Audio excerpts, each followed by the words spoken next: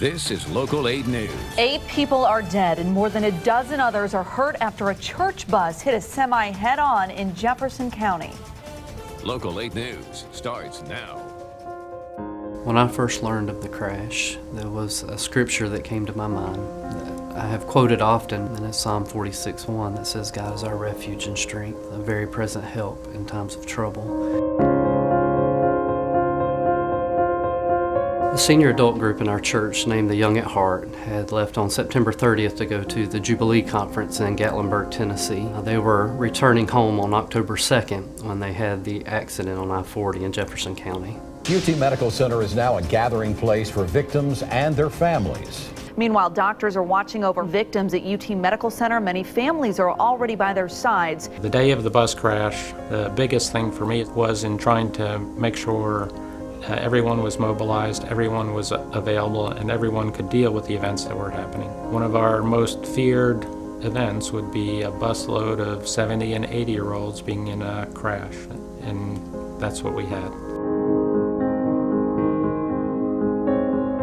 I think the best way to describe how we felt when we arrived at the hospital was that it was all surreal.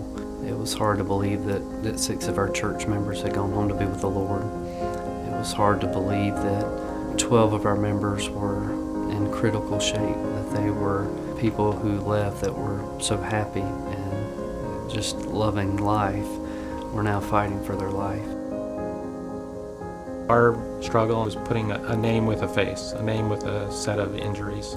For me, that was one of the difficult problems. Because of the severity of the accident, everybody's stuff was mixed up, and so it was very hard to determine who was who. There was no way for the medical staff to know who they were treating.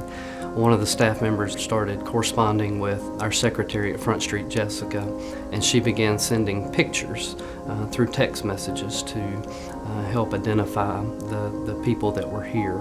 We knew from the casualties in that accident that the ones who were injured probably had pretty serious injuries. Nothing could have prepared us for what we saw. To know that there was a level 1 trauma unit that was close enough for them to be able to come to is incredible. The staff at UT is absolutely incredible. From the nurses to the doctors, everybody was so encouraging. If the members of Front Street Baptist Church had not received the level of care that they received at the trauma center, I can't imagine what their lives would look like today.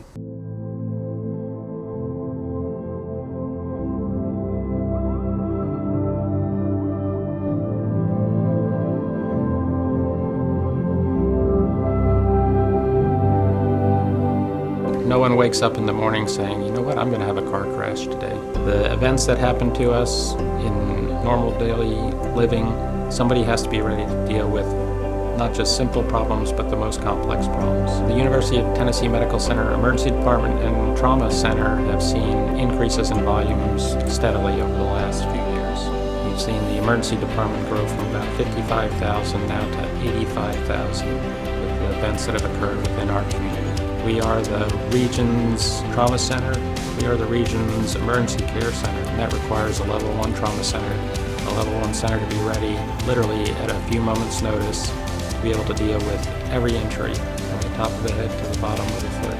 And that costs money, it costs resources, but that's what the University of Tennessee Medical Center is elected to do. We simply need more space to provide care to people of East Tennessee.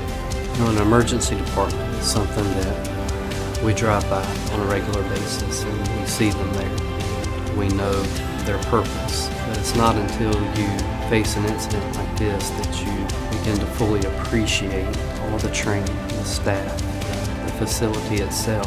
For our church family, when that moment came for us, I can't think of a better place for our people to have been than the University of Tennessee Medical Center.